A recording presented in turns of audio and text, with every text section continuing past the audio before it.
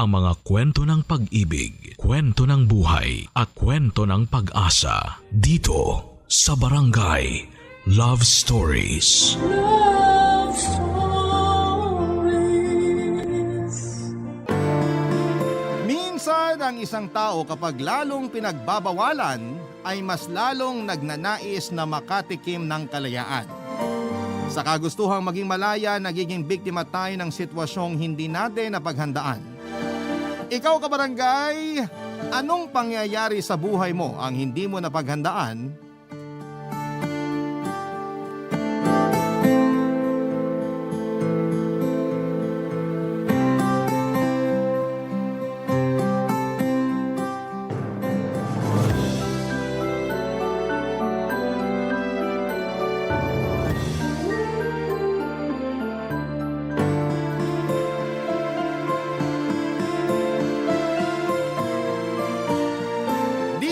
Papa Dudut.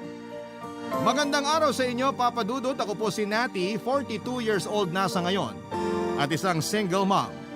Bago ko po simulan ang kwento ko ay gusto ko po munang ipaalam sa inyo na matagal na po akong nakikinig sa programa ninyo.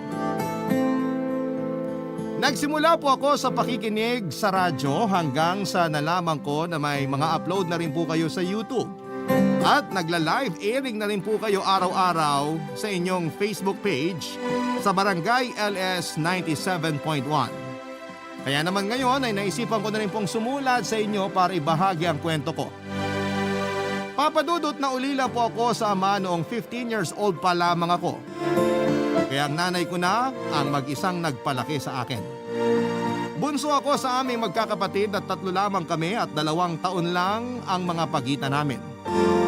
Bata pa lamang ako ay naranasan ko na ang pagiging mahigpit ng nanay ko.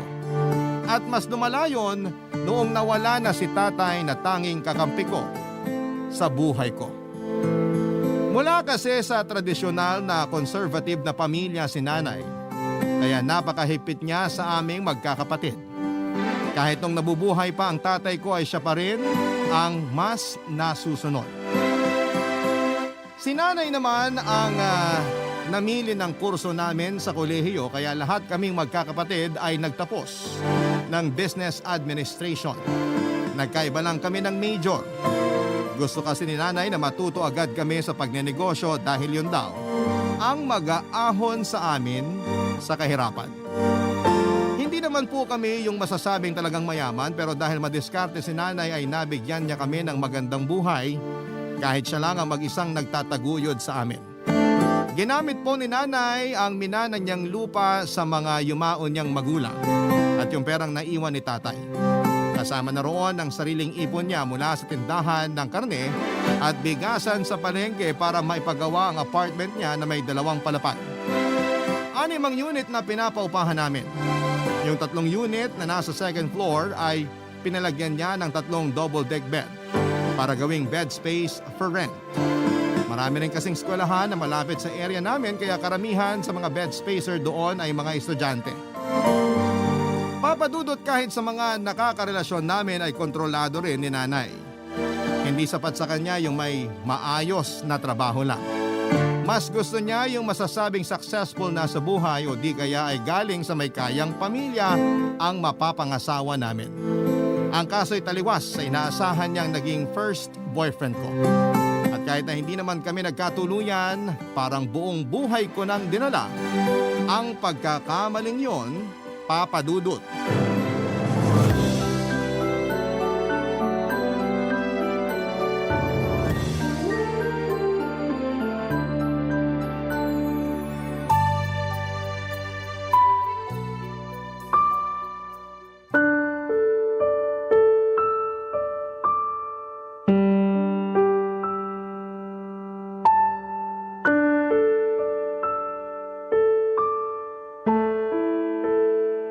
Hoy, Nati! Sino na naman ang pumaporma sa'yo? May nakapagsabi sa akin na may bago ka na naman daw manliligaw ah. Sino na naman po nagsabi sa inyo niyan? Hindi na mahalaga kung sino yung nagsabi sa akin. Ang ipinupunto ko rito, hindi ka na dapat nakikipagrelasyon sa kung sino-sino. Pasensya na po kayo, Nay, pero nasa tamang edad na naman po ako eh. Hindi niyo na po ako kailangang paghigpitan. 37 na ako, baka nakakalimutan nyo. Wala akong pakialam sa edad mo. Hanggat hindi ko nakikilala yung manliligaw sa'yo, hindi ka pwede makipag-usap sa kanila. Ako magdidesisyon, naiintindihan mo? Bakit po sina ate at kuya pinayagan nyo na mag-asawa? Nakapag-asawa sila kasi ako ang pumili ng mapapangasawa nila. Kaya ikaw, hanggat wala kang nahahanap ng matinong lalaki, wag kang magtatangka na magpakilala sa akin ng kahit na sino lang, ha? Nay naman, paano naman po ako makakahanap ng katulad ng napangasawa ni ate? Tsaka kung magpapakasal man po ako, gusto ko dun talaga sa taong mahal ko at hindi sa nireto nyo. Hindi kayo aasenso sa puro pagmamahal lang. Na hindi naman po porket pipiliin ko yung mahal ko, wala na akong gagawin para mapabuti yung buhay ko. Nakapagtapos po ako ng pag-aaral. Tsaka malakas pa ako kaya kayang-kaya ko pa maghanap ng trabaho. Hindi ko naman po kailangang iasa sa mapapangasawa ko yung magiging kinabukasan ko eh. Kahit na! Isipin mo naman yung magiging kahihiyan ko kung mag-aasawa ka ng kapos sa pera. Ganyan na po ba talaga tayo nabubuhay ngayon, Nay?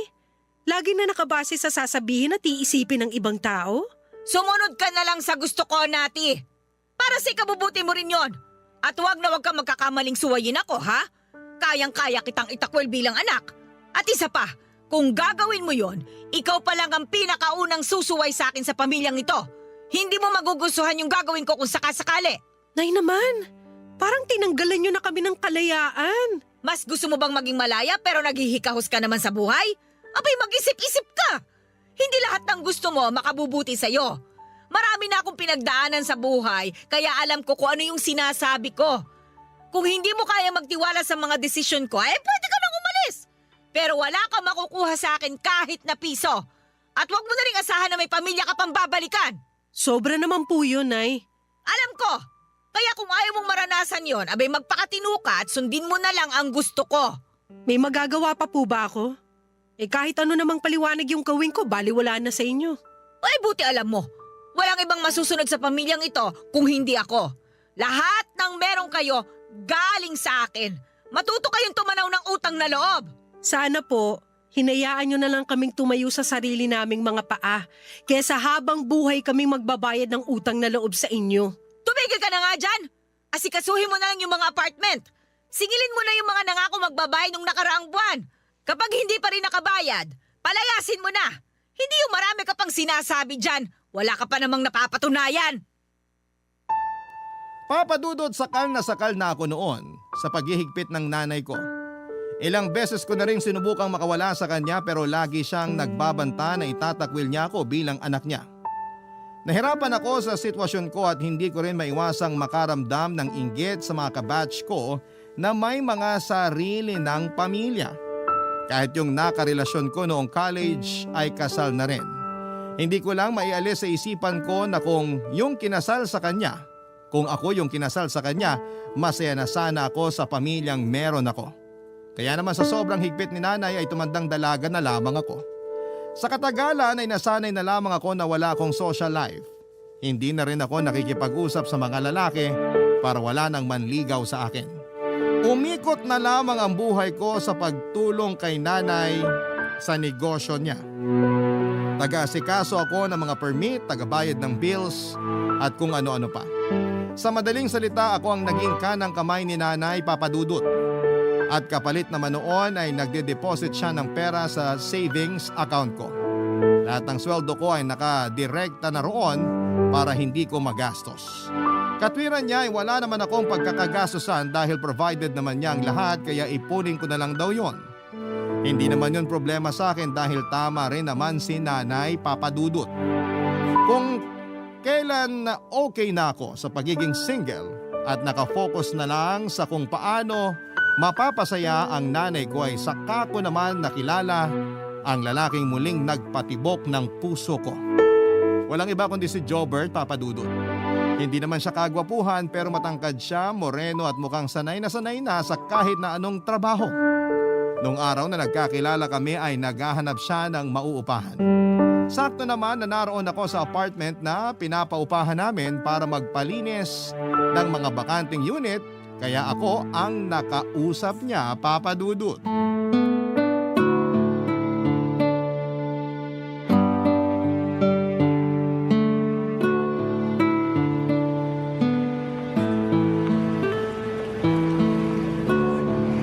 Excuse me po. Miss, nangungupahan ka rin ba rito? May tatanong lang sana ako. Ano yung itatanong mo? May bakante pa kaya dyan? Isang buong kwarto ba o bed space lang? Bed space lang.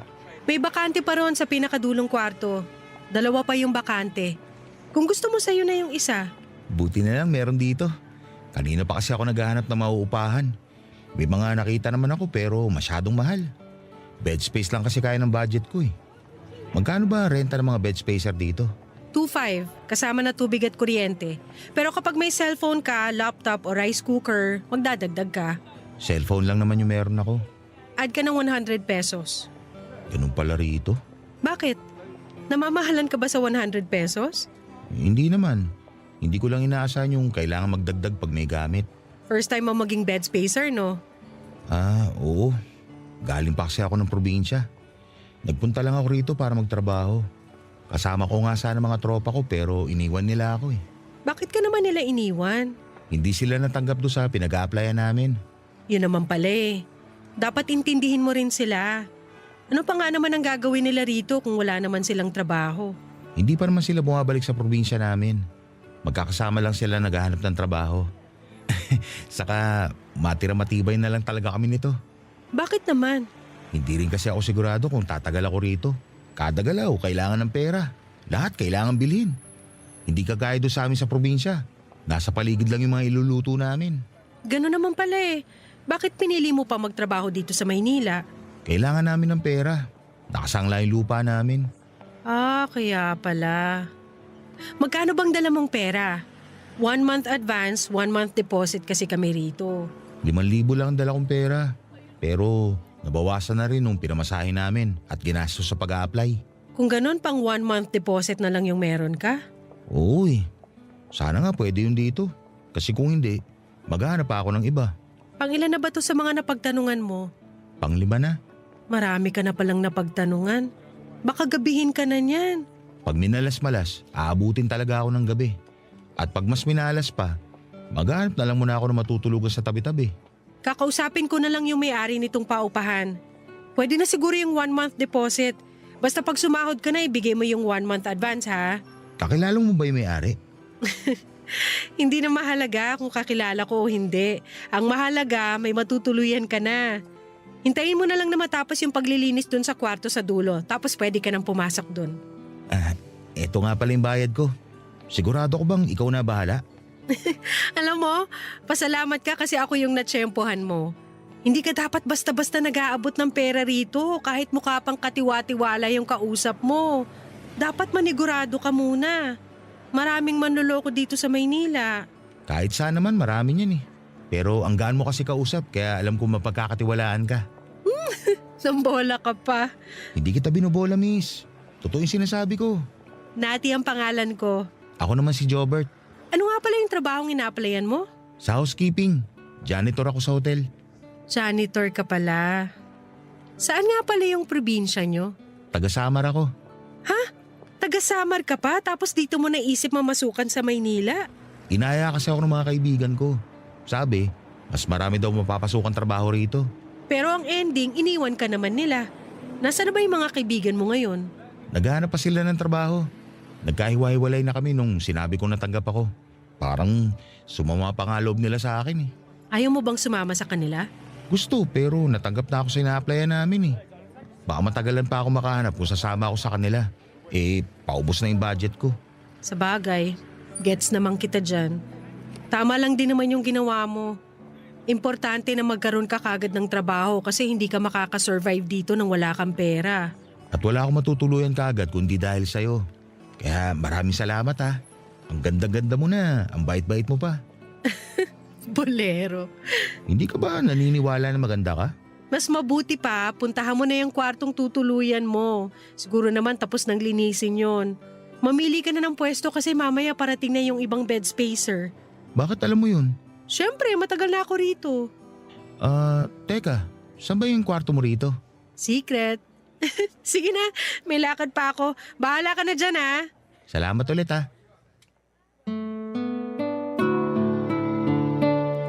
Papadudod, hindi ko sinabi kay Jobert na ako ang namamahala sa apartment na yon at pamilya namin ang may-ari. Gusto ko lang makatulong sa kanya noong time na yon pero wala naman akong plano na makipag-close sa kanya. Unang-una, hindi siya papasa sa nanay ko kahit bilang kaibigan ko lang. Pangalawa ay ayoko munang mapalapit sa kahit na sinong lalaki. Naroon na kasi yung takot na baka kapag natuto na naman akong magmahal, ay masaktan lamang ako kapag hindi siya nagustuhan ng nanay ko. Pero aaminin ko, Papa Dudut, na may dating naman si Jobert. Mukhang mabait din siya at pinaka nagustuhan ko yung pagiging responsable niya at yung malasakit niya sa pamilyang naiwan niya sa Samar. Nang mga sumunod na araw, nakakakwentuhan ko na si Jobert, 9 years ang tanda ko sa kanya. 28 pa lang kasi siya noong panahon na yon. Nalaman ko na marami pala silang magkakapatid. Yung iba pinakupkup na lamang sa iba nilang kamag-anak dahil hindi na kayang buhayin ng mga magulang niya. Parehong magsasaka ang mga magulang niya at masyado na ring matanda para magtrabaho pa. Hindi nga nagtagal ay inamin ko na rin sa kanya na kami talaga ang may-ari ng paupahan. Nagulat siya nang sabihin ko yon. Nakaramdam din siya ng hiya dahil masyado na raw siyang naging feeling close sa akin. Papa Dudut, sinabi ko naman na ayos lang yon. Pero kung gusto niyang makipagkaibigan ay hindi ko siya mapagbibigyan. Hindi ko sinabi ang kadahilanan at hindi na rin naman siya nangulit dahil nahihiya na siyang makipag-usap sa akin noon. Ilang buwan pa ang lumipas, Papa Dudut, at sa tuwing pumupunta ako sa paupahan, walang pagkakataon na hindi kami nakakapag-usap ni Jobert. Sumakto kasi yung punta ko roon na wala rin siyang pasok sa trabaho. At kahit ayaw kong makipagkaibigan sa kanya, habang tumatagal ay unti-unti na rin akong bumibigay, Papa Dudut. Did you think Barangay Love Stories. Barangay Love Stories.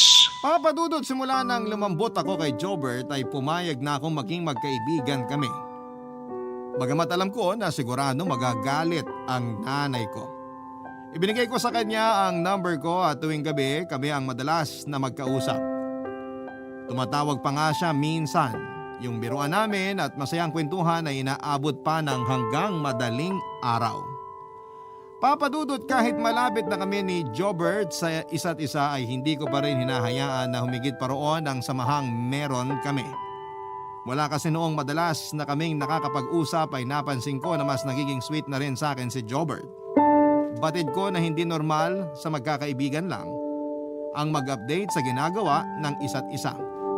Madalas pa siyang magpaalala sa akin na huwag akong magpapalipas ng gutom dahil magagalit daw siya.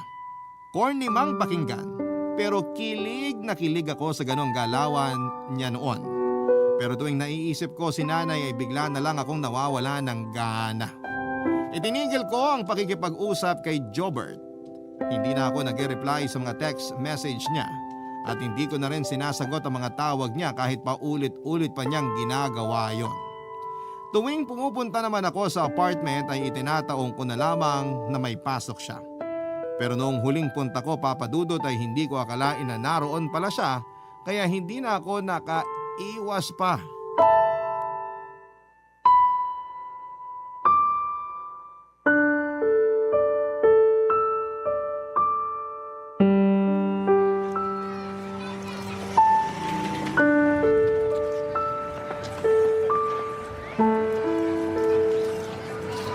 Nati!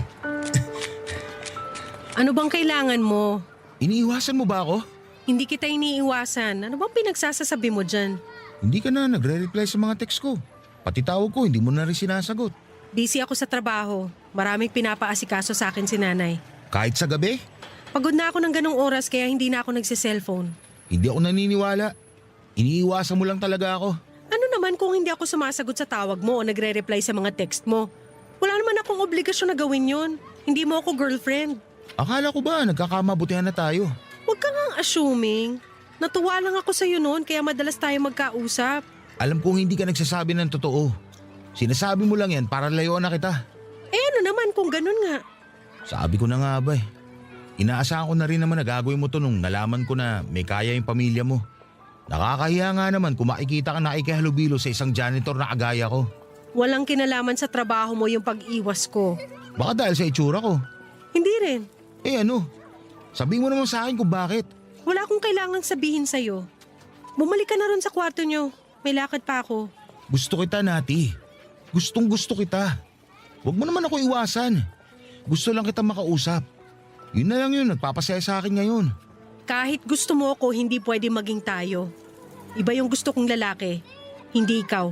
O hindi mo ako gusto, bakit pinagpupuyatan mo ako? Bakit nakikipag-usap ka sa akin hanggang madaling araw? Imposibleng wala lang yun. Alam ko na may ibig sabihin lahat ng ginagawa mo, pero pinipigilan mo lang yung sarili mo. Tsaka kahit hindi mo aminin, alam ko na dahil yun sa estado ng buhay ko. Napakalit lang ng sweldo ko kumpara sa kinikita nyo. Baka nga iniisip mo pa na pera lang habol ko sa'yo kaya ako nagkakaganito eh. Hindi kita pinag-iisipan ng ganyan. Sabihin mo na lang kasi yung dahilan kung bakit mo ko iniiwasan. Hindi ka ba marunong umintindi? Hindi nga kita gusto. Hindi tayo pwede at mali lahat ng iniisip mo. Kung gusto mo magka-girlfriend, ibang babae na lang yung ligawan mo, wag na ako. Ikaw gusto ko eh. Kaya agad hindi mo sinasabi sa akin yung totoong dahilan ng pag-iwas mo, hindi ako titigil, Nati. Liligawan kita kahit ayaw mo. Pupuntahan kita sa inyo. Wag na wag mong gagawin yan. Bakit? Kinakahiya mo ba talaga ako? Bakit pa paulit-ulit ka? Nakakairita ng pakinggan. Pasensya ka na. Gusto lang naman talaga kita makausap. Hindi nga pwede ang kulit-kulit mo. Kahit sandali lang oh. Sige na naman. Kung gusto mong kausapin pa kita, huwag kang gumawa ng eksena rito ha. Isa pa wala ka sa lugar para pilitin ako makipag-usap sa'yo. Kapag sinundan mo pa ako, palalayasin na kita rito. Wag naman. Kailangan ko na matutuluyan. Pwes huwag kang makulit. Matuto kang lumugar. Tenant ka lang namin dito at wala tayong espesyal na ugnayan. Naiintindihan mo? Papadudot labag man sa kalooban ko na magbitaw ng masasakit na salita kay Jobert, ay ginawa ko pa rin para lang tigilan na niya ako. Kung magpapatuloy pa kasi ang pag-uusap namin ay posibleng makarating na yon kay nanay at siguradong palalayasin niya roon si Jobert. Ayoko mangyari yon. Alam ko kung gaano kahirap ang sitwasyon niya at ayoko nang makadagdag pa sa iniisip niya. Iniwasan na rin ako ni Jobert matapos ko siyang sabihan ng mga masasakit na salita. Doon naman ako nakonsensya. Nang huli kong punta sa apartment ay nag-usap kaming dalawa at sinabi ko na sa kanya ang totoong dahilan kung bakit ko siya iniiwasan. Matapos kong ipaliwanag ang sitwasyon ay sa kanya lamang ako naunawaan. Sa huli tumuloy pa rin si Jobert sa pangliligaw sa akin at sinagot ko naman. Pero may usapan kami na walang dapat na makaalam tungkol sa relasyon naming dalawa. Tumagal ng ilang buwan ng relasyon namin ang hindi nalalaman ni nanay. Sobrang saya ko noon dahil naranasan ko yung meron nang nag-aalaga sa akin. Palaging nag-aalala at palagi akong pinapasaya. Natuto akong magpaganda ulit at magpa-sexy. Mula nung maging kami ni Jobert ay madalas akong pumupunta sa apartment. Nang minsan kasing may nangyari sa amin sa hotel pagkatapos naming mag-date ay doon ko naramdaman na parang bumata ako ng ilang taon. Kaya naman nung nangyari yon ay hinahanap-hanap na yon ang katawan ko, ay ako na mismo ang gumagawa ng paraan para magkasama kami ni Jobert. Dahil mahal na mahal ko si Jobert ay tinulungan ko siya sa problema niya sa pera. Kapag nagigipit siya ay pinapahiram ko siya ng pampadala sa probinsya. Hindi rin ako mahigpit sa kanya sa pagbabayad ng renta dahil ako na nga lang muna ang nagbabayad tuwing wala nang natitira sa sweldo niya. Binigyan ko na lamang siya ng isang kwarto para wala na siyang kasama at malaya na rin naming nagagawa ang kahit na anong bagay nang walang nakakakita sa amin. At dahil doon kahit papaano ay nakakaramdam ako ng kalayaan.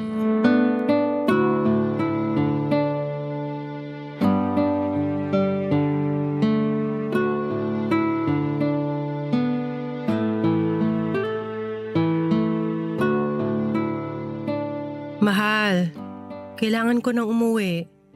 Maagang nagigising si nanay. Kapag kinatok niya ako sa kwarto tapos hindi ko siya pinagbuksan, malalaman niya na wala ako ron. Mamaya na. Ihatid naman kita eh. Pero mahal, mag-aalas 3 na ng umaga. Wala pa nga akong tulog eh. Mamayang alas 7, marami na namang ipapagawa sa akin si nanay. Yun totoo. Anak ka ba talaga niya o alalay? Hayaan mo na. Yan na talaga yung ganap ko sa pamilya namin. Ako na lang yung maaasahan ni nanay. Nasaan ba yung iba mong kapatid? Nakabukod na sila. Pero bumibisita naman sila sa bahay tuwing linggo pagkatapos nilang magsimba. Isa kasi yun sa mga rule ni nanay. Yung kahit may pamilya na kami at busy na sa sarili naming buhay, dapat pa rin kami maglaan ng isang araw para magkasama-sama. Mabait naman pala yung nanay mo eh. Sa ibang bagay, oo. Pero pagdating sa mga nakakarelasyon namin, hindi. Gusto niya kasi yung mayaman. O kaya basta may negosyo. Huwag ka sana ma-offend ha. Ipapaliwanag ko lang naman. Kapag mga kagaya mo kasi na mababa ang sweldo, ipapahiya ka lang ni nanay. Sasabihin niya wala ka namang mararating sa buhay kung janitor ka lang. Grabe naman siya mang maliit ng ibang tao. Kaya nga ako nag-iingat, 'di ba? At sa ginagawa mo ngayon, ipapahamak mo lang ako. Ganito na lang ba tayo palagi? Kapag napasaya na kita, uuwi ka na. Paano naman ako, mahal? Gusto ba kita makatabi matulog? Magagawa rin natin yan. Pero sa ngayon hindi pa pwede. Hindi ka pa ba masaya na may oras pa rin ako sa'yo? Parang hindi naman masaya yung ganito. Parang nanlilimos na ako ng oras sa'yo. Mahal, huwag ka nang magtampo. Hayaan mo babawi ako. May bala ka pa ba talagang umiwalay sa nanay mo? Kasi kung habang buhay ka nalang magpapakontrol sa kanya, hindi ka talaga magiging malaya. Hindi kasi yun ganun kadali. Bigyan mo lang ako ng sapat na panahon, mahal. Kung ikaw lang naman, naiintindihan kita. Pero yung nanay mo, ang labo talaga eh. Maiintindihan ko pa siya kung minor de edad ka pa. Pero mahal, 37 ka na. Dapat nga may anak ka na ngayon. Hindi ko nga alam kung mararanasan ko pa yun eh. Malay mo, magbagong isip ng nanay mo kapag nabuntis kita. Mas malaking problema yung sinasabi mo. Ang hirap kasi ng ganito. Para tayong mga kriminal na nagtatago. Para nagkikita na lang tayo tuwing gusto natin may mangyari sa atin. Namumukha naman tayong mga tanga nito eh. Sa umpisa lang naman to. Hayaan mo na muna natin ganito ang setup natin sa ngayon. Mahal naman, seryoso ko. Siyempon mo na yung nanay mo para maipakilala mo na ako sa kanya. Wala naman akong habol sa pera niyo eh. May trabaho naman ako. Kung yung panggastos ang problema kapag mag-asawa na tayo, pwede naman natin paghatian yun, di ba? Huwag kang mag-alala. Hahanap lang ako ng tiyempo.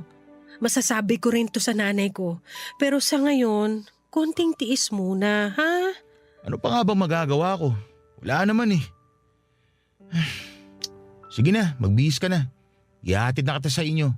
Kahit hindi mo na ako ihatid, kaya ko ng sarili ko. Delikado sa labas. Huwag na matigas yung ulo mo. Oh, sige na, oo na. Magpapahatid na ako. Nga pala, huwag ka muna pumunta rito mamayang gabi. Ha? Bakit? Baka makahalata na yung nanay mo. Sa susunod na linggo na lang ulit. Sa bagay. Pero mamimiss kita, mahal. Mamimiss din naman kita eh. Pero sabi mo nga diba, tiis-tiis muna. Papadudot halos isang linggo kaming hindi nagkita ni Jobert. Nag-uusap naman kami sa text o sa tawag pero naging madalang na rin yon kalaunan.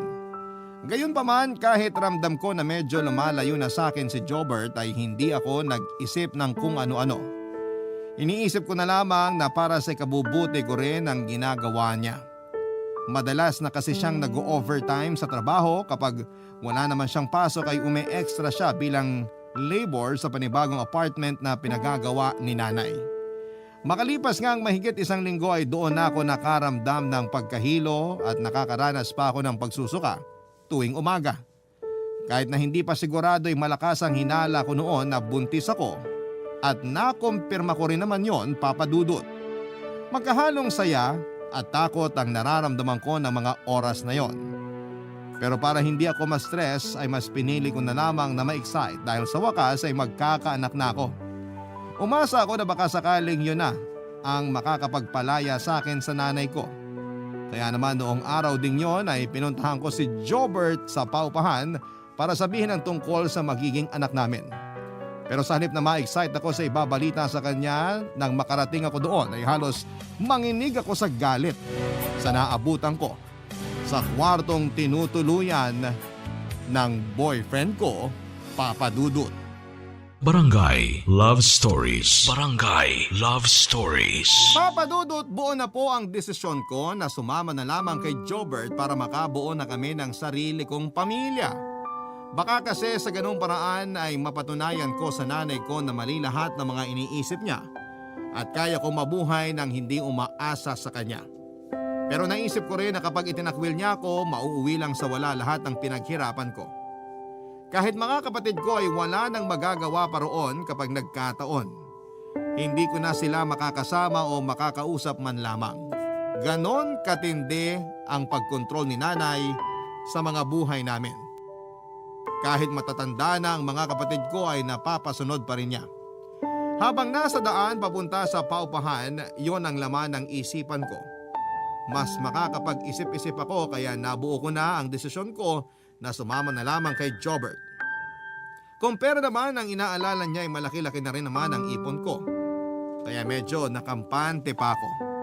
Napapangiti ako sa bawat hakbang ko noon papunta sa kwarto ng boyfriend ko habang hawak ko naman sa kaliwang kamay ang patunay na magkakaroon na kami ng anak.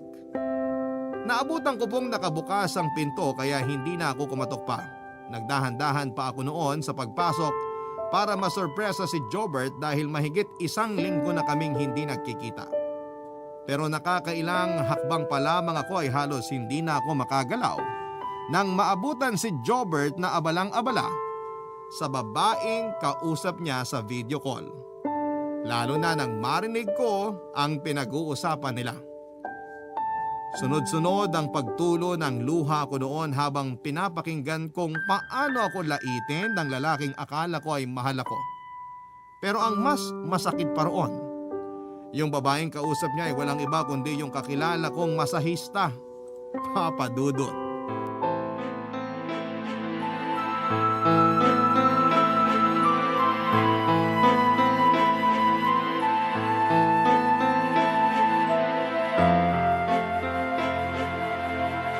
Uy! Mahal? Sino yung kausap mo? Kanina ka pa ba dyan? Oo! At dinig na dinig ko lahat ng pinag-usapan niyo ng babae mo! Mahal, hindi ko babae yun. Ikaw lang ang babae sa buhay ko. Huwag mo na ako lokohin! Narinig ko yung sinabi mo! Wala yun, mahal. Biruan lang yun. Tinawag mo akong matanda! Kung makapagkwento ka sa babaeng yun, parang diring-diri ka sa akin. Kung tawagin mo akong matanda, ganun-ganun na lang.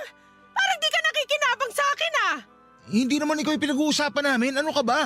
Anong hindi? Narinig ko yung pangalan ko! Ano? Hindi ka na makapagsalita? Itatanggi mo pa? Hindi ako tanga, Jobert! Pasensya na. Pasensya na? Yun lang ang masasabi mo? Ininsulto mo yung buong pagkatao ko? Akala ko pa naman mahal mo talaga ako. Yung pala ginagamit mo lang din ako para makaluwag-luwag ka. Ginawa mo akong palabigasan. Wala na akong mapagpipilian. Gipit na ako nun. At nung nakilala kita, nakakita rin ako ng oportunidad. Kaya sinamantala ko na. Ang kapal na mukha mo! Hayop ka! Huwag ka nga sumigaw dyan. Nakakahiya sa ibang tenant dito. Mas nakakahiya ka! Pagkatapos kitang tulungan, nagawa mo akong lokohin! Mahanap ka ng ala ng ipapalit sa akin sa isang masahista pa! Masarap pa siya magmasahe? Ha? Kaya ka bang dalhin sa langit? Oo! Masarap! Mas masarap siyang kasama. Mas bata. Hindi kagaya mo na malapit na mag-40. Pero kala mo teenager ka pa kung pagbawalan ng nanay mo.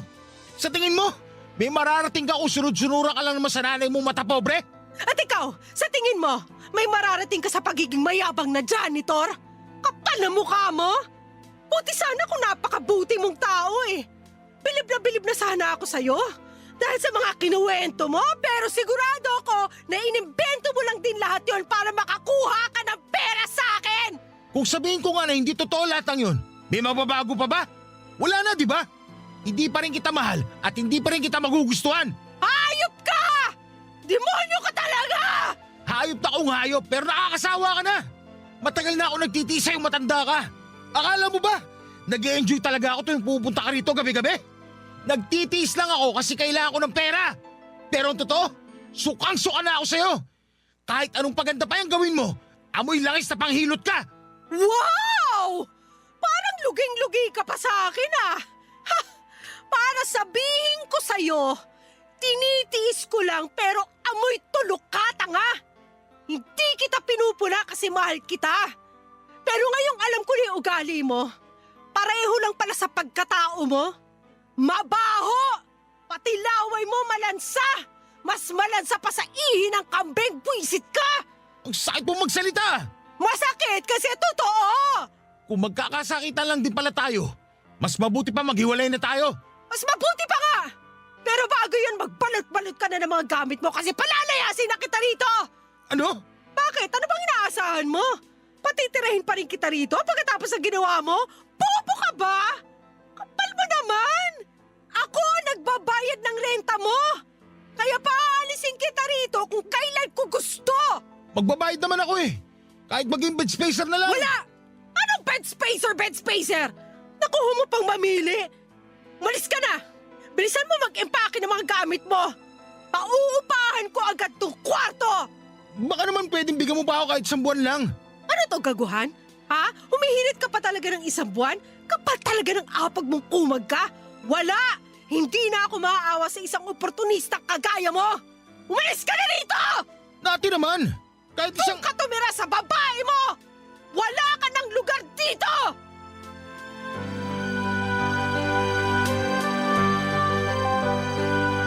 Papadudot kahit na anong pagmamakaawa pa ang ginawa ni Jobert ay hindi ko na siya pinagbigyan.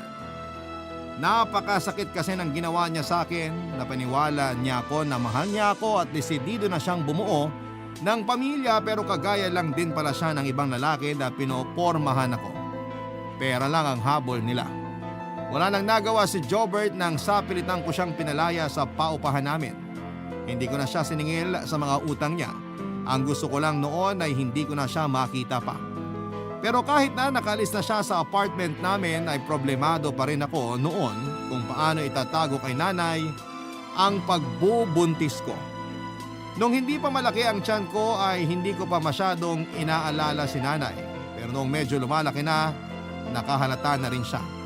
Umiiwas na lamang ako na magkasama kami ng matagal at tuwing pinupunan niya ako ay sinasabi ko na medyo napaparami lang ang kain ko kaya mabilis akong tumataba. Pero ang hindi ko alam ay nagdududa na pala sa akin ang nanay ko kaya nagtanong-tanong siya sa mga tenant sa paupahan namin. Doon ko lang napagtanto na kahit na anong pag-iingat namin noon ni Jobert ay may mga nakakakita pa rin sa amin na madalas kaming magkasama noon, Papa Dudut.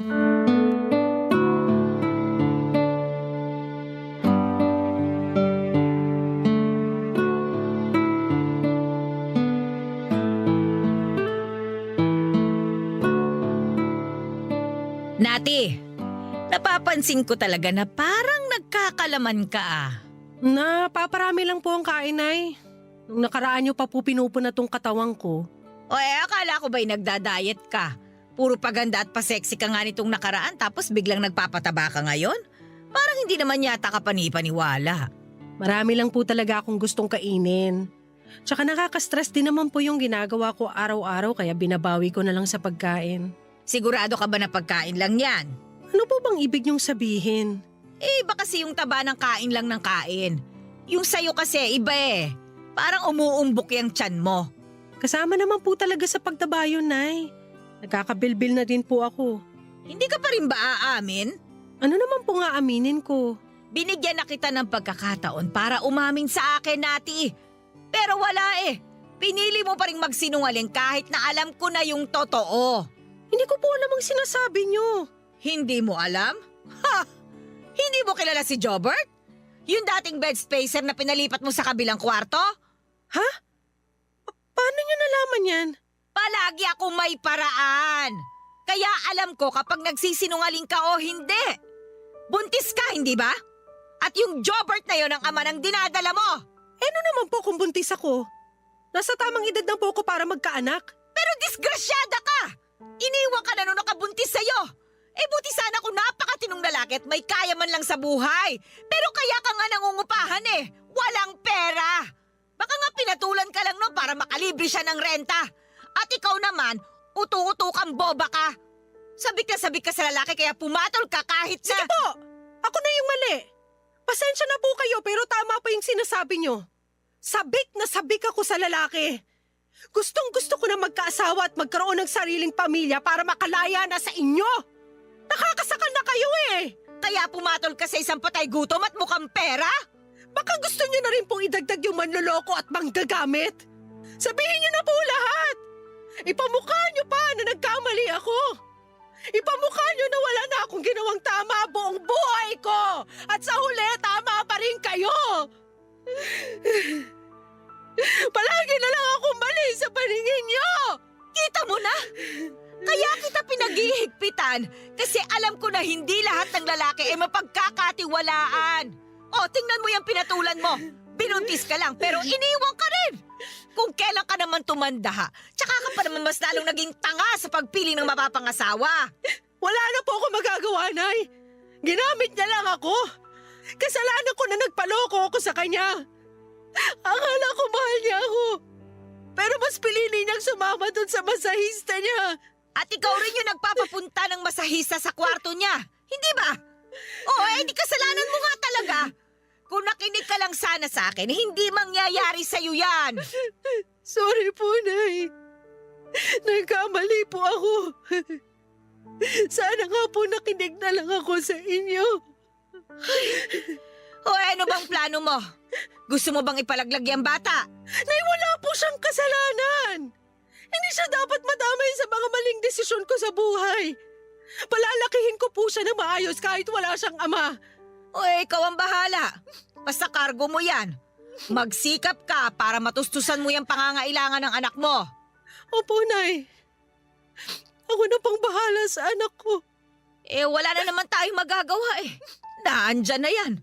Hindi naman ako kampon ni Satanas para utusan kang ipalaglag yung ipinagbubuntis mo. May nagawa ka pa rin namang tama kahit papano. Hindi ka nagmakaawa sa lalaking yun at pinalayas mo siya. Sapat na yun. At dapat, hanggang doon na lang ang relasyon ninyo, ha? Mabubuhay ka kahit walang lalaki sa buhay mo. Tingnan mo ako. Hanggang ngayon, maayos naman ako kahit wala akong asawa. Hindi ba? Kaya magpakatatag ka. Kailangan ka ng anak mo.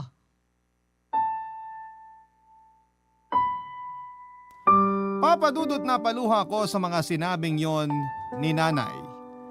Sa kabila ng pagiging mahigpit niya ay taglay pa rin niya ang puso ng pagiging isang ina. Sa wakas ay binigay na rin niya ang inaasam kong kalayaan. Hinayaan na niya ako na magdesisyon para sa aming mag-ina at para magawa ko yon ay bumukod na ako at nagpa siyang lumayo na muna. 2 taon lang mula nang umalis ako ay nakilala ko naman si Francis. Isa siyang pulis at byudo na siya at may 2 anak na babae. Lalaki naman ang naging anak ko at napamahal din agad sa kanya. Sa ngayon, Papadudot, ay nagpaplano na kaming magpakasal at may basbas na rin po yon ni nanay. Kahit na hindi pa nga kami kasal ni Francis ay meron na agad regalo ang nanay ko. Napaluhan na lamang ako nung malaman ko na ililipat na sa akin ang titulo ng paupahan namin, Papadudot. Bukod sa malaking tulong yon para sa amin ng anak ko ay napakasaya ko dahil naalala pa rin ako ng nanay ko. Hindi niya ako kinalimutan. Nagpapasalamat pa nga siya sa ilang taong kong pagtsatsaga sa pagiging assistant niya at sinabi niyang walang ibang dapat makinabang sa paupahan na yon kundi ako. At ngayong ako na talaga ang may-ari ng paupahan ay nangako ako sa sarili ko na hindi na ako muli pang magpapaloko sa isang bed spacer. Masaya at kontento na ako kay Francis kaya wala nang dahilan pa para magpapasok pa ako ng ibang lalaki sa buhay ko. Papadudot, hanggang dito na lamang po ang kwento ko at sana po kahit papaano ikapulutan po ito ng aral ang naging karanasan ko. Maraming salamat po sa inyo at sa Barangay LS para sa pagkakataong may bahagi sa Barangay Love Stories ang aking kwento. Ang inyong forever kapuso at ka-barangay, Nati. Nagustuhan ng iyong napakinggan? Ituloy yan via live stream sa www.gmanetwork.com/radio.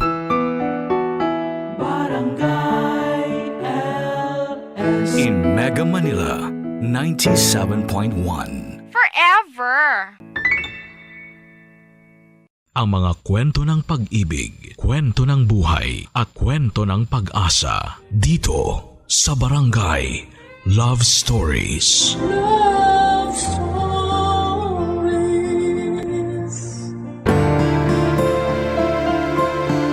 Ang sabi nila, may mga kasinungalingan na poprotekta sa isang tao. Kasinungalingan na pwede na sigurong mapatawa dahil para naman ito sa ikabubuti ng sangkot. Ikaw kabarangay, naniniwala ka bang may magandang dulot ang pagsisinungaling sa kapwa mo? Dear Papa Dudut, isang mapagpalang araw sa inyong lahat. Kakailanganin ko po na itago ninyo ako sa pangalang Cyril. Kasalukuyan ay 39 years old at ang kwentong ibabahagi ko sa inyo ay nangyari may 2 taon na ang nakakaraan. Matagal naming pinangarap ng asawa kong si Martin na magkaroon ng anak. Hindi naging biro ang pagbuo namin, lalo't alanganin na ang edad ko. Mas matanda sa akin ng 8 taon si Martin at halos 15 years din kaming naging magkarelasyon. Nung medyo bata-bata pa ako ay hindi namin nilagay sa listahan namin na magkaroon ng anak. Na-enjoy kasi namin na kaming 2 lamang ang magkasama. Lalo na sa tuwing nakikita naming nahihirapan sa responsibilidad sa mga anak ang mga kakilala namin. Ekis yun noon sa listahan namin, Papa Dudut. Hanggang isang araw noong lumagpas na ako sa 30, naisip kong parang gusto kong magkaroon ng anak. Lalo na tuwing nakikita ko kung gaano ka-cute at kabibo ang mga pamangkin ko at mga inaanak. Natakot akong sabihin yon noong una kay Martin dahil alam kong ayaw niya ng anak. Pero bilang mabilis na tumatakbo ang oras para sa mga babae ay naisipan kong sabihin na rin yon sa kanya. Kinausap ko siya at nagulat ako nang malaman kong gusto na rin pala niyang magkaroon ng anak. Natuwa ako noong sinimulan na namin ang pagbuo at sinubukan namin ang lahat ng pwede at makakaya para masigurong may isisilang akong sanggol. Kaya lang tulad ng nasabi ko sa inyo ay naging alanganin nga ang lahat dahil sa edad ko. Mas nakadagdag pa sa hirap namin sa pagbuo dahil laging nakasampa sa barko ang asawa kong si Martin. Kaya naman nag-request ako sa kanya na magpahinga muna kahit 2 buwan para makabuo kami. At hindi nagtagal ay nakabuo na nga kami. Hindi ko makakalimutan kung paano namin nalaman ang tungkol sa pagkakabuntis ko.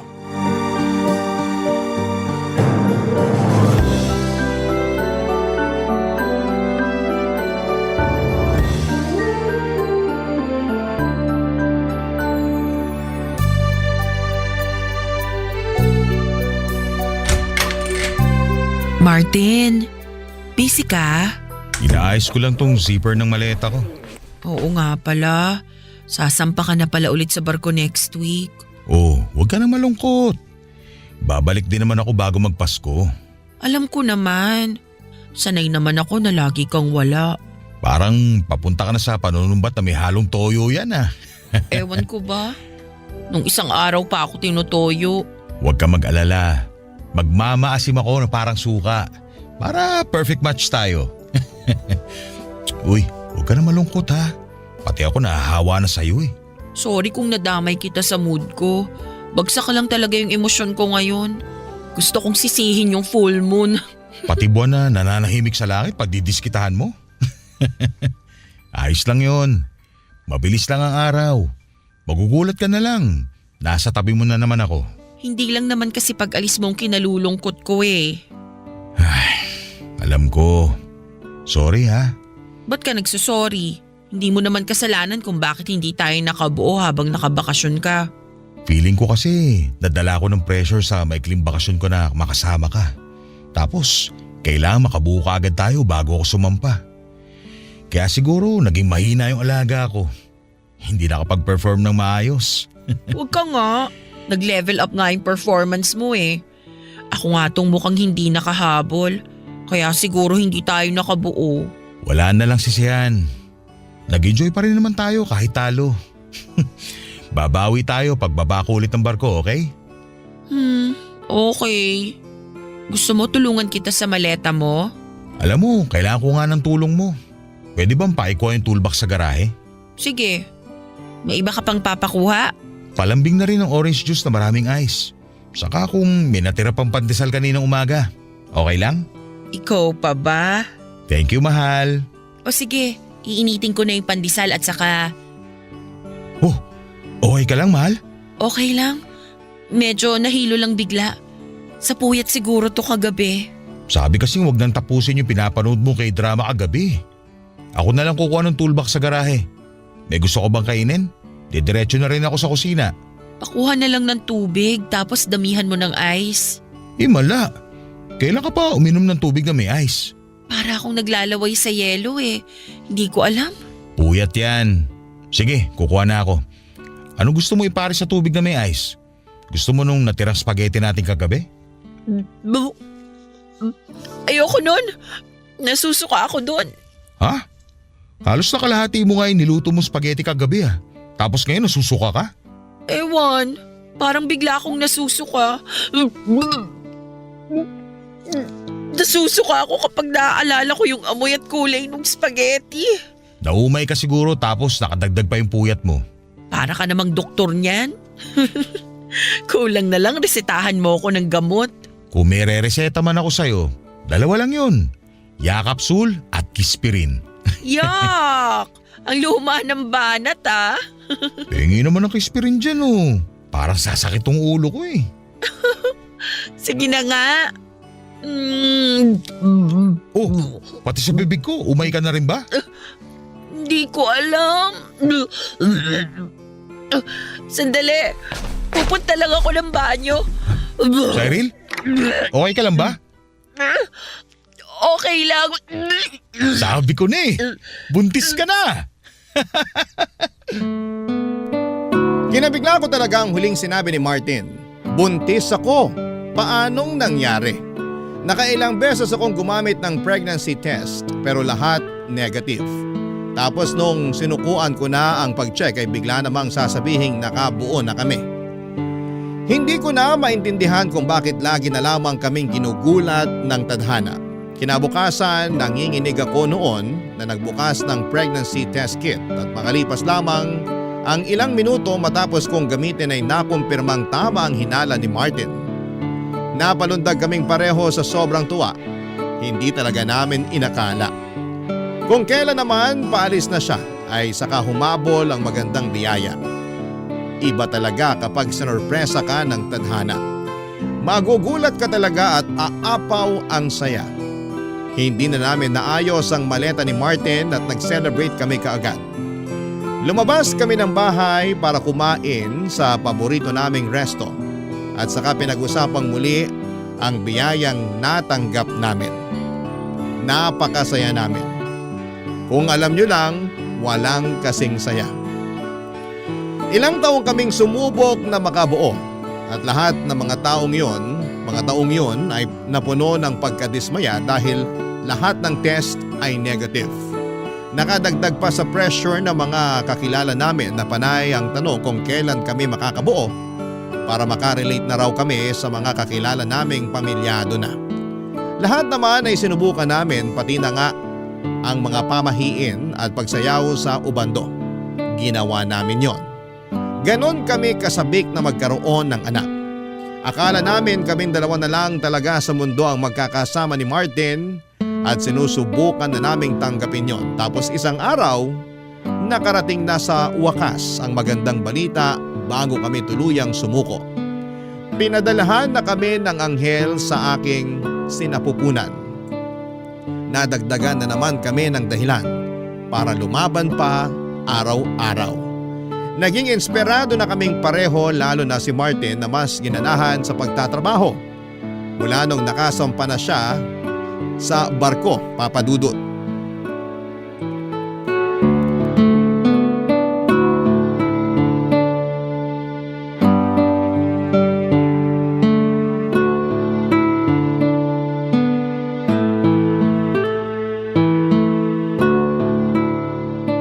Gaano na kabilog yung tiyan mo?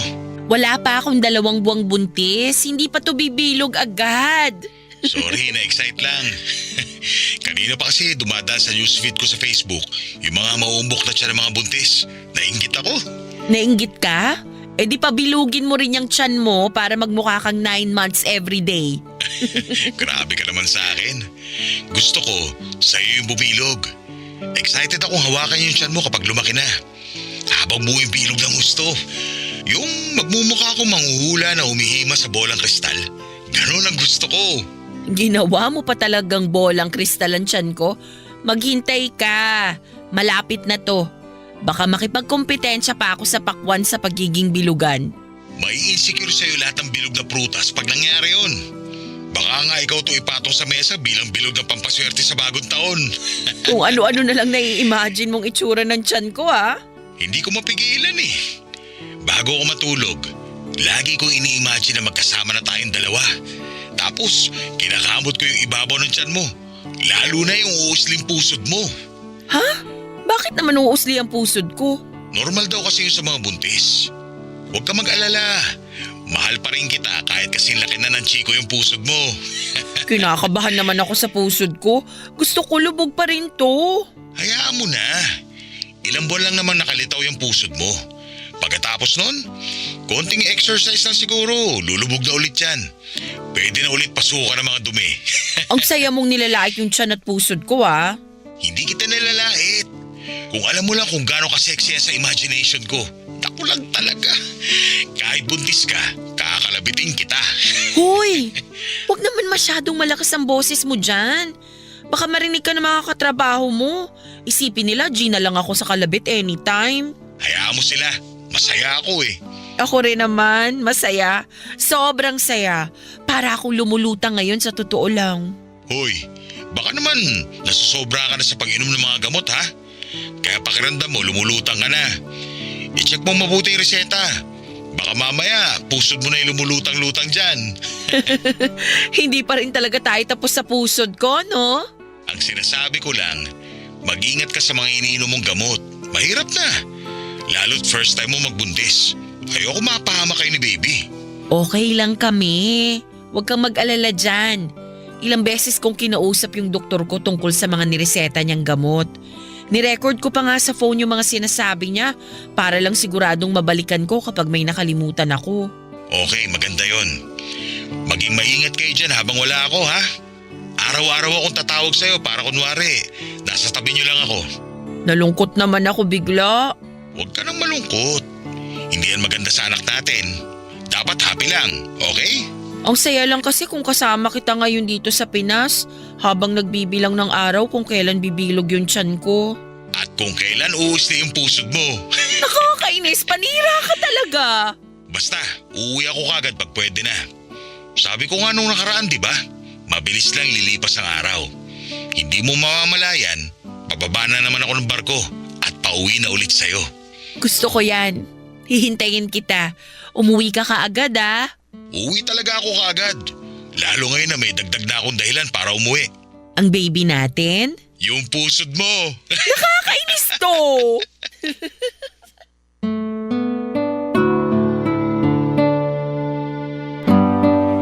Nagtawanan pa kami at nag-usap ng ilang sandali bago nagpaalam si Martin para matulog na. Gabi-gabi kaming magkausap noon at wala kaming ibang naging topic kundi ang pagbubuntis ko. Ewan ko ba, parang hindi kami nauubusan ng pag-uusapan at enerhiya kapag tungkol na sa anak namin ang usapan.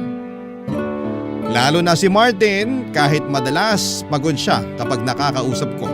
Pero oras na mag-update na ako sa kanya tungkol sa pagbubuntis ko ay parang milagrong nawawala ang pagod at pagkabugnutin niya. Iba talaga ang epekto ng anak sa magulang. Kahit yung mga sanggol na hindi pa lumalabas sa mundo pero alam mong nasa sinapupunan lang ng mahal mo. Iba talaga. Pagkatapos nga ng mga tawagan namin ay buwaba pa ako sa kusina para uminom ng mainit na gatas. Pagkapanhi ko ng kwarto ay binalikan ko ang mga reseta at voice recordings ng doktor ko para malaman kung tama ang ginagawa ko. Hindi pa ako kaagad nakakatulog dahil para pa rin akong nakalutang mula sa masayang pag-uusap namin ng asawa kong si Martin. Panay ang hawak ko sa tiyan ko at ini-imagine ko na kasing bilog at kasing laki na yon ng pakwan. Lagi ako napapangiti.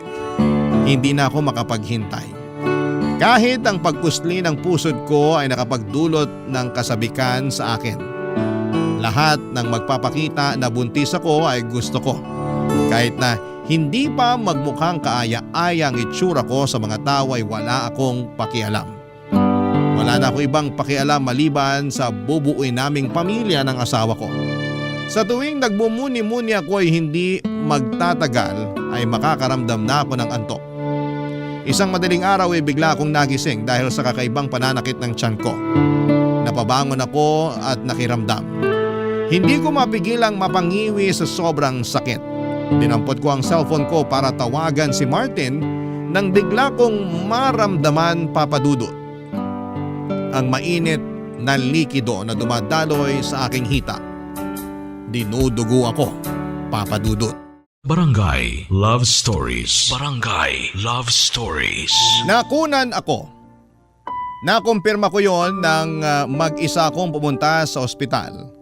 At hindi ako makapaniwala habang nakatingin sa akin ng doktor at binabasa ang nakasulat sa kanyang clipboard. Para ako nakalutang sa pagkakataong yon, nakalutang ako hindi dahil sa saya kundi sa dami ng katanungan. Bakit? Bakit kailangan mawala ang ipinagbubuntis ko? Bakit kailangan sa akin mangyari yon? Ang tagal kong hinintay ang pagkakataon na maging ina ako, pero bakit bigla yung binawi sa akin? Bakit saglit lang pinaranas sa akin ang pagiging ina? Bakit pinaranas sa akin na magkaroon ng bata sa sinapupunan ko kung babawiin din pala? Ano bang nagawa kong pagkakamali? Ano bang kasalanan ang nagawa ko para karmahin ako ng ganon? Parang hindi naman tama yon. Parang gusto lang akong pahirapan pa ng Diyos. Sa sakit na nararamdaman ko noong mga oras na yon ay sinisisi ko na ang Diyos. Tuliro na ako ng mga oras na yon. Naisip ko na hindi pa ba sapat yung mga taon na punong-puno kami ng stress at kalungkutan na mag-asawa dahil hindi kami makabuo. Pag-uwi ko galing sa ospital ay inasikaso ang lahat ng pwedeng asikasuhin sa bahay para mawala sa isipan ko ang pait ng pagkawala ng anak ko. Hindi ko sinabi kay Martin ang masamang balita. Parang may nagpapatikom ng bibig ko para hindi yon sabihin sa kanya. Hindi ko kayang sabihin sa kanya ang totoo lalo't may suicidal tendencies si Martin. Dala ng depression ito. Isa pa yung naging pasakit sa akin. Paano ko sasabihin ang masamang balita sa kanya? Napakasaya na niya noong nalaman na magkakaanak na kami. Naging bihira ang atake ng depression niya, pero paano kapag nalaman niyang nawala na ang dahilan ng saya na nararamdaman niya? Baka kung ano ang gawin niya sa sarili niya. Noong mga taon na sinusubukan namin pero hindi kami mapagbigyan na ilang beses na nagtangka si Martin na tapusin ang sarili niyang buhay dahil sa depression dala ng hindi namin pagkakaroon ng anak. Napansin ko na grumabe yung mga atake niya noong mga panahong hindi kami makabuo. Iniisip ko pa lamang kung ano ang pwede pa niyang magawa na hindi maganda oras na malaman niyang nawala na ang bata na nasa tiyan ko na kinakasabikan niya. Kaya naman, nagpa siya akong hindi yon sabihin sa kanya, Papa Dudut.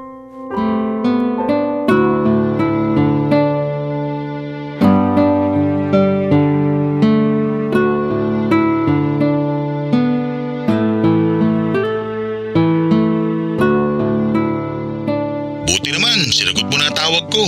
Pasensya na mahal, naging busy kasi ako buong araw. Hindi ko nga halos natignan yung cellphone ko. Naiwan ko pala dito sa kwarto, kaya rin hindi ko nasagot yung mga tawag mo kanina. Bitbitin mo lagi yung cellphone mo. Para kung may emergency man, madali mo lang akong matatawagan. Hindi magkakaroon ng emergency. Tatablahin ko lahat ng mga negative vibes sa buhay natin. Safe ako, huwag kang mag-alala. Pero yung anak natin, gusto ko safe din siya. Basta, huwag kang mag-alala. O ano, kumain ka na ba? Kakain pa lang. Hinihintay ko lang yung mga kasamahan ko para sabay-sabay na kami. Ikaw ba? Hindi pa ako nagugutom eh. Ayos pa naman ako. Nakarami rin ako ng kinain kaninang umaga. Ay, hindi pwede ang ganyan. Tandaan mo, dalawa na kayo ng anak natin na kailangan ng lakas. Kumain ka para sa inyong dalawa. Sige, after nitong video call natin, saka ako sasandok ng kanin at magpapainit ng tinapa. Huwag masyado sa tinapa. Hindi naman maganda yun. Inuubos ko lang para hindi na matambakan sa ref ng mga lumang ulam. Kumain ka rin ng gulay. Damihan mo. Magpapadala ako mamaya ng extra pera para makabili ka ng gulay na kakainin nyo ni baby. Punuin mo yung ref para makarami kayo ng gulay. Sige, Kamusta ba si baby natin? Okay naman siya, mahal. Makulimlim ba dyan? Kasi dito sa Pinas, lagi na lang makulimlim kahit hindi na tag-ulan. Hindi naman makulimlim. Maaraw pa rin. Wala namang masakit sa'yo. Anong sabi ng doktor nung huling check-up mo? Okay naman. Buti maayos ang internet mo dyan, ano? Kasi kapag nasa gitna kayo ng dagat, pahirapan sa maayos na signal. Maayos yung internet namin dito. Kailangan eh. So, anong sabi ng doktor mo? May kailangan bang bilhin na gamot? Wala naman. Anong internet ba ang gamit nyo? Baka pwedeng yan na rin ang ipakabit natin dito sa bahay. Kasi minsan naiinis na ako ang bagal ng internet natin, nakaka-stress. Huwag kang magpaka-stress. Sige, papakabit tayo ng mas mabilis na internet. Please, iwasan ma-stress, mahal ha? Ayoko maka-apekto yan sa baby natin.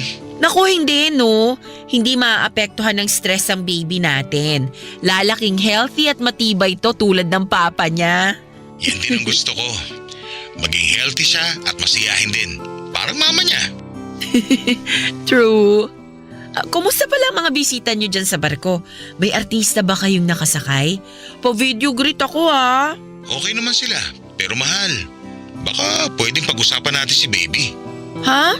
Bakit? Hindi ka pa ba nagsasawa na sa tuwing magkausap tayo, puro si baby ang topic? Hindi ah. Alam mo naman na kapag si baby ang usapan mas lalo akong ginaganahan. Sa susunod na tayo mag-usap tungkol kay baby. Marami pa namang ibang araw. Gusto muna kitang kumustahin. Kwentuhan mo naman ako. Ayos naman ako dito mahal, pero ayun, paminsan-minsan tinatamaan ng lungkot. Pero kinakaya ko naman lalo kapag naiisip ko kayo. Kaya nga sana gusto kong pag-usapan kayo ni baby para mabawasan yung lungkot ko. Alam mo naman kapag nagtuloy-tuloy ito, ayoko maulit yung pagtatangka ko sa buhay ko. Lalo na't magkakaanak na tayo. Kailangan kong maging matibay. Kaya please, kung pwede sana, pag-usapan natin lagi si baby. Kahit yun lang. Para akong kinurot sa puso nang marinig ko ang pakiusap ni Martin. Lalo na noong napatitig ako sa kanya at napansin kong malungkot nga siya. Hindi ko man lang naisip na nasa gitna ng karagatan ng asawa ko at malayo sa mga mahal niya sa buhay at hindi man lang makatapak sa lupa. Talagang malungkot yon para sa kanya. Nakonsensya tuloy ako lalo na pero hindi ako nagpadaig doon. Kahit may parte sa akin na gusto ko nang umamin kay Martin pero pinigilan pa rin ako ng takot. Takot na baka mas lalong mabaon sa depression ng asawa ko. Malayo pa naman kami sa isa't isa at hindi ko siya mababantayan. Paano nga kung magtangka siyang muli na tapusin ang buhay niya? Paano ko siya matutulungan kung malayo ako sa kanya? Sana maintindihan ninyo, ang paglilihim ko ay paraan ko para proteksyonan ang asawa ko. Hindi ko na alam ang gagawin. Humingi ako ng milagro sa Diyos na baka naman pwedeng ibalik ang anak namin sa tiyan ko. Pero alam ko naman na imposible yon. Hanggang sa bigla akong nakaisip ng paraan. May gabing sumaglit ang ideyang yon sa isipan ko. Desperada na kasi ako at tinawagan ko ang nooy 25 anyos na pinsan ni Martin na si Alan. Palikero si Alan at hindi napipirme sa isang babae. Hindi nagpapatali. Bata pa kasi kaya mainit pa ang dugo at sobrang taas ng libido sa katawan. Naisip kong siyang solusyon sa problema ko. Alam kong kaya ko siyang mapapayag sa plano ko lalo't nasabi minsan sa akin ni Martin na naging crush ako ng pinsan niyang si Alan.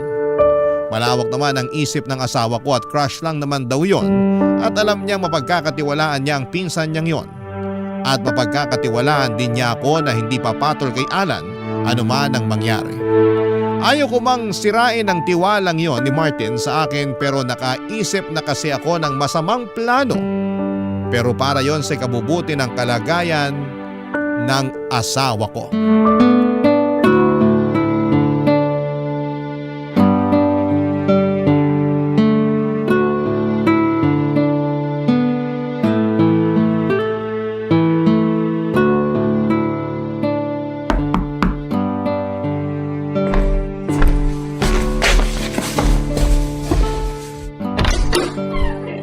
Hello, Alan!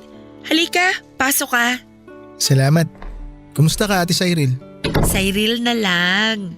Masyado mo namang pinaparamdam sa akin na matanda na ako. Pasensya na. Pero hindi yun ang intensyon ko. Sa totoo lang, ang bata mo pang tingnan eh. Mas mukha pa nga akong matanda kaysa sa'yo. Tsaka inaati kita kasi paggalang ko na rin yun sa'yo bilang asawa ni Kuya Martin. Huwag mo na akong galangin. Bastusin mo ko. La, grabe ka naman. Bastusin talaga? Biro lang. Maupo ka. May gusto ka bang inumin? Kainin? Maraming laman ref ko. Kailangan ko ng janitor fish na sisimot ng hindi ko naubos na ulam. Yun naman pala ang dahilan kung bakit mo ako pinapunta rito. Tagasimot ng tirang ulam. Baka meron ka pang ibang gustong simutin dito sa bahay. Willing akong ibigay. Kahit ano. Yung mga branded na polo ni Kuya Martin. Panghatak ko rin sa mga babae yun kung sakali. Ouch naman. Ibang babae pa ang gusto mong hatakin nandito naman ako. Biro ba yan? Hindi ako nagbibiro pagdating sa paghatak. Namiss mo siguro yung mga hatak ni Kuya Martin, no? Oo eh. Ang hirap kapag nasa malayo ang asawa mo. Oo, mahirap nga. Lalo na siguro kay Kuya Martin. Sobrang sabik na yun sa mga hatak mo. Huwag na nating pag-usapan ng Kuya Martin mo. Baka makagat na nun ang dila niya kakaalala natin sa kanya. Nakagat ko nga bigla dila ako eh. Baka ako naalala niya. Malambot siguro yung dila mo, no? Malikot ba yan? Ha? Bakit naman biglang naging interesado ka sa dila ko? Wala naman. Natanong ko lang. Yung dila kasi ng Kuya Martin mo, maliit, saka mabagal, hindi makasabay. Ayoko ng ganon. Maliit nga dila ni Kuya Martin. Kaya laging parang nabubulol yun kapag napapahaba na yung usapan eh. Mahaba ba, Alan? Mahaba ang alin? Ang pasensya mo sa mga tulad kong may edad na. Huwag mong isipin na may edad ka na. Ang hot kaya ng babae kapag tumatanda na. Mas nagiging maalaga kasi sa sarili. Tsaka mas mature mag-isip. Tsaka mas batak sa ano. Alam mo na. Oo, batak. Sobra. Nakasubo ka na ba ng babaeng mas matanda sa'yo? Hindi pa nga eh. Mahina ako sa mas matanda sa akin. Akala kasi nila totoy pa ako. Kahit totoy ka, tingin ko satisfying sa pakiramdam kapag kasama ka na. Sa reviews ng mga nakaano ko, magaling naman daw ako. Pangmatagalan ng baterya, sabi nila. Gusto ko yan. Pangmatagalan ng baterya. Matagal pa naman ako bago mapagod. Ang swerte naman ni Kuya Martin. Paano kung sabihin ko sa'yo na pwede kang maging kasing swerte ng Kuya Martin mo? Ha? Anong ibig mong sabihin? Baka gusto mong masubukan baterya ko. Hindi pa kinakalawang at fully charged ngayon to. Teka, tama ba tong naglalaro sa isip ko? Siguro. Pero may gusto pa akong ipalaro sa'yo. Ano yun? Malalaman mo kapag sumama ka sa akin sa kwarto.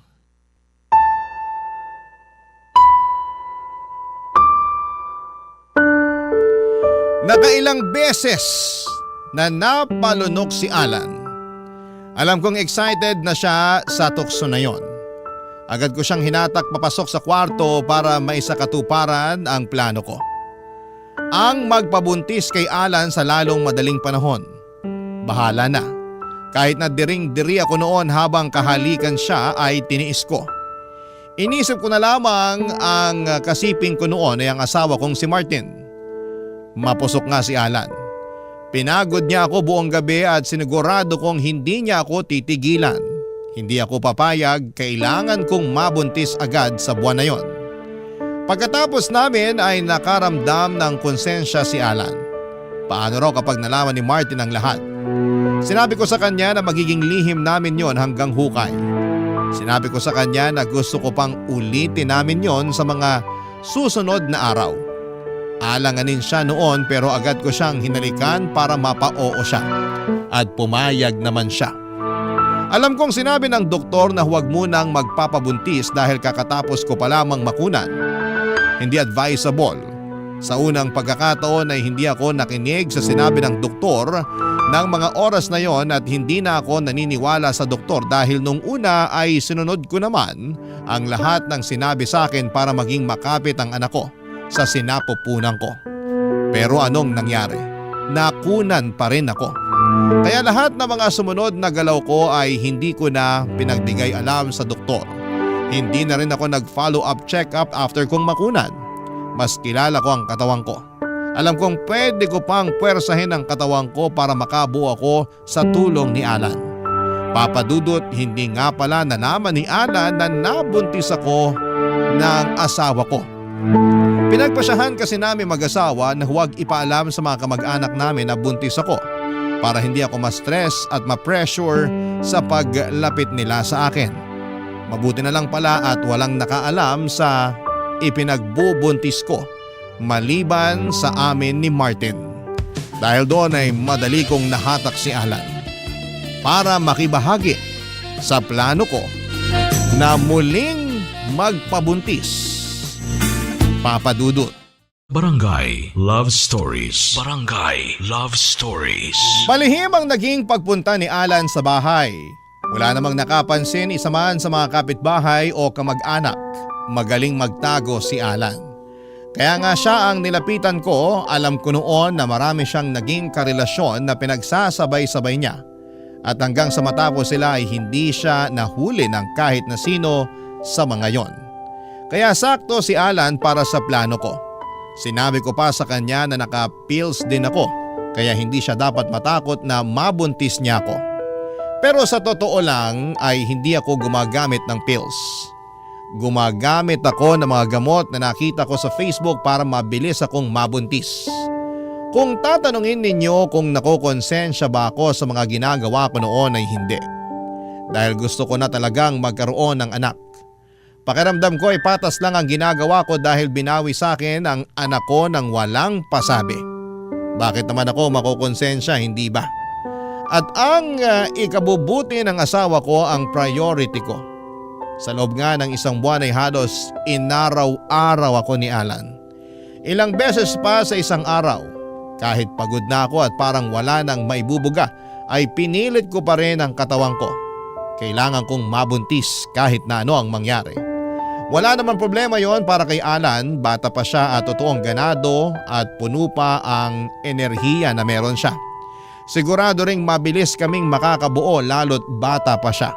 Saka hindi rin problema kung magiging kamukha niya ang mabubuo namin.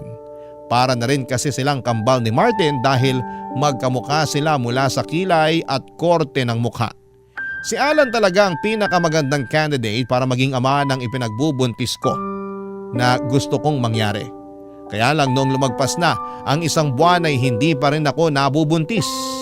Na-pressure ako at mas lalo lang na-stress nang kausapin ako ni Alan tungkol sa nangyari sa aming dalawa.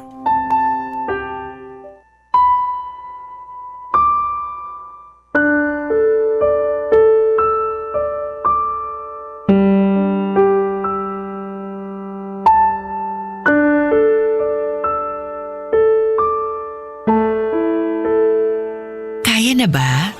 Isang round pa. Ha? Okay ka lang ba? Kanina ka pa nakatulala dyan eh. Masyado ba kitang pinagod? Sabi sa'yo pang matagalan baterya ko. May iniisip lang ako. Huwag ka nang masyadong mag-isip dyan. Makakaapekto yan sa performance mo. Gusto mo pa ba? Nakailan na tayo ah. Kaya mo pa? Ako pa talagang tinanong mo.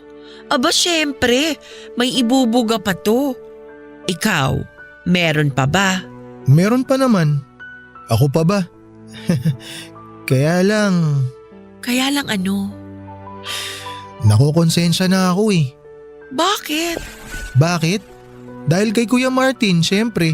Sabi naman sa'yo, wag mo nang isipin yun. Wala siyang malalaman. Maghuhugas lang ako ha. Tapusin mo na yung pag-overthink at konsensya mo. Tapos next round na tayo ha. Parang ayoko na ng ganito, Cyril. Ha? Paanong ayaw? Matapos mo akong patikimin ng langit sa kakaatras? Gusto ko pa rin naman, kaya lang… Gusto mo naman pala eh. Yun ang mahalaga. Pero may isa pa akong gusto eh. Kaya pa yan ang baterya ko. Sabihin mo lang kung ano gagawin ko. Paano kaya kung maging tayo na lang? Bakit mo naman biglang naisip yan? Iba kasi yung connection natin sa kama eh. Naisip ko lang, ikaw pa lang yung na-experience ko na kakaiba. Sobrang kontento ako, ganun. Kaya nakakaselos nga si Kuya Martin eh. Kasi asawa ka niya. Makontento ka na lang sa ganito. Alam mo bang kapag magkarelasyon na, nababawasan na yung thrill sa kama. Mas maganda yung ganito. Patago. Mas masarap. Pangarap nga to ng mga kaidaran mo, di ba? Parang namimiss ko na kasi yung pakiramdam na meron girlfriend. Yung steady lang. Ayoko na ng papalit-palit ng babae. E di isipin mo na lang na girlfriend mo ko. Ganun na lang. Pero gusto ko tayo na talaga. Hindi pwede. Bakit hindi pwede? Sabi mo naman napapasaya kita sa kama. Sabi mo mas magaling ako kaysa kay kuya. Ano pa bang ibang requirements mo para pumasa na ako bilang boyfriend mo? Mahal ko ang Kuya Martin mo. Hindi tayo pwede, Alan. Alam ko na alam mo kung ano tong pinasok mo. Hanggang kama lang tayo. Oo, alam ko nga pinasok ko. Pero pwede naman kasi magbago isip ko eh. Alam ko na sinabi ko sa'yo nung una na gusto kong ikama lang kita. Pero habang tumatagal, nagbago feelings ko eh. Hindi yan uubra sa akin. Kasal kami ng Kuya Martin mo. May annulment naman. Mahal ko nga si Martin. Kaya hindi pwede. Ni minsan ba hindi ka na-attract sa akin? Ay… Alam mo naman siguro yung tungkol sa suicidal tendencies ng Kuya Martin mo, di ba? Oo, alam ko. Ako pa nga yung unang nakahuli sa kanya nung nagtangka siyang magbigti. Di ba? Nagtulungan pa nga tayo para maibaba siya sa kisame. Kaya mo pa bang makita ulit yon? Hindi ko kaya. Ayoko nang pagdaanan ulit yun. Kapag nalaman niyang may nangyayari sa atin, pwedeng matagpuan na naman natin siya sa kisame. Sige ka. Baka lang kasi… Nakakaya ba ng konsensya mo yon? Lalo't pinagtapos ka niya ng pag-aaral? Pati mga luho mo tuwing Pasko sagot niya. Sobrang bait ng Kuya Martin mo sa'yo. Tapos gaganunin mo siya? Wala akong alam sa mga nangyayari sa kabilang buhay. Pero malakas ang kutob ko. Kahit ando na ang Kuya Martin mo, baon pa rin niya ang galit niya sa'yo. Kapag nalaman niya na tinuhog mo ang mahal niyang asawa. Huwag ka namang ganyan, Cyril. Sinasabi ko lang sa'yo ang pwedeng mangyari. Oras na malaman ni Martin ang tungkol sa ginagawa natin. Ikaw naman tong nang akit sa akin eh. Pero tumuka ka, di ba? Sa tingin mo, kanino siya masigit na magagalit? Ay, tama ka. Kaya nga ilihim na lang natin to. At least nag-e-enjoy pa rin naman tayo, di ba? Ayaw mo nun? Nag-e-enjoy ka na, pwede ka pang makipagrelasyon sa iba. Hindi naman ako stricto, mature naman ako mag-isip. Walang problema sa akin kung makikihati ako sa girlfriend mo. Ayoko na. Hindi ko to pwedeng gawin kay Kuya Martin. Tapusin na natin to. Hindi na kaya ng konsensya ko eh. Inis na inis akong nakatitig kay Alan matapos niyang sabihin yon. Bakit umatras na lamang siyang bigla? Hindi pa ako tapos sa kanya at hindi pa kami nakakabuo. Sa inis ko ay pinagtabuyan ko siya palabas ng bahay. Napaiyak na lamang ako dahil parang walang pinuntahan ang efforts ko para mabuntis. Bumalik ako sa kwarto para mahiga dahil pakiramdam ko ay nanghina ako sa mga nangyari. Patuloy lamang ako sa pag-iyak hanggang sa bigla kong naramdaman na umiikot ang paningin ko. At bigla ay naduwal ako. Nagmadali akong sumuka sa banyo at noong natapos ako ay napangiti ako. Nagpahinga ako at kinabukasan agad kong nilabas ang isang pregnancy kit mula sa cabinet ng banyo at doon ay nakumpirmang buntis nga ako.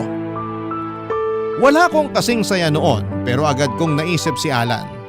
Malalaman at malalaman itong buntis ako lalo't hindi ko naman nakakasama si Martin. kaya nakaisip ako ng plano. Pinabalik ko si Alan sa bahay para kausapin. Ayaw na sana niyang harapin ako pero sinabi kong buntis ako at doon siya natakot. Minanipula ko pang muli si Alan at nagkunwaring natatakot ako sa ipinagbubuntis ko. Maski siya ay nadamay sa takot ko. Mas lalo siyang nabaon sa konsensya at natakot sa responsibilidad. Sinabi niyang hindi pa siya handang maging isang ama. Lihim akong napangiti. Sinabi ko na ipapalaglag ko ang nabuo namin dahil pauwi na si Martin. Agad naman siyang pumayag. Sinabi niyang mag-ingat ako sa gagawin ko para hindi malaman ni Martin. Tumango lamang ako at saka pinaalis na siya. Nagmadali naman siyang umalis ng bahay at mula noon ay iniwasan na niya ako. Pagkatapos noon ay tinawagan ko si Martin para pauwiin. Minanipula ko rin ang asawa ko na magmadali siyang umuwi. Mabilis naman pumayag ang asawa ko at sinabing gagawa siya ng paraan para makauwi agad. Para makasama ako dahil lungkot na rin daw siya sa barko. Napangiti akong muli, Papa Dudut, parang pinapayagan ng langit na buuin ang mga plano ko. Parang sa unang pagkakataon ay pumapanig sa akin ang tadhana. Makalipas lamang ang 2 linggo ay umuwi si Martin para sa ilang linggong bakasyon. Makakatulong yon para hindi magtaka si Alan kapag pinaalam na namin sa lahat na buntis ako. Iisipin niyang nakabuo kami ni Martin habang nagbabakasyon ang asawa ko sa Pilipinas.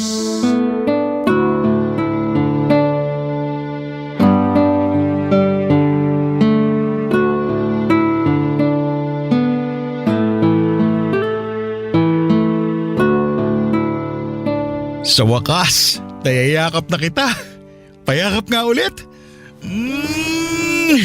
Huwag masyadong mahigpit. Baka maipit si baby. Maingat ako. Hayaan mo lang na mayakap kita. Namiss talaga kita eh. Ang lungkot kasi sa barko.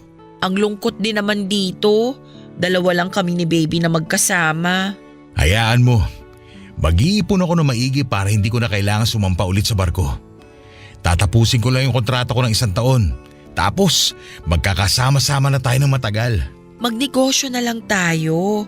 Mas gusto ko talagang kasama ka rito. Ayoko nang mahiwalay sa'yo. Ayoko rin naman na mahiwalay sa'yo. Kahit lagi tayo nakakapag-video call, kulang pa rin eh.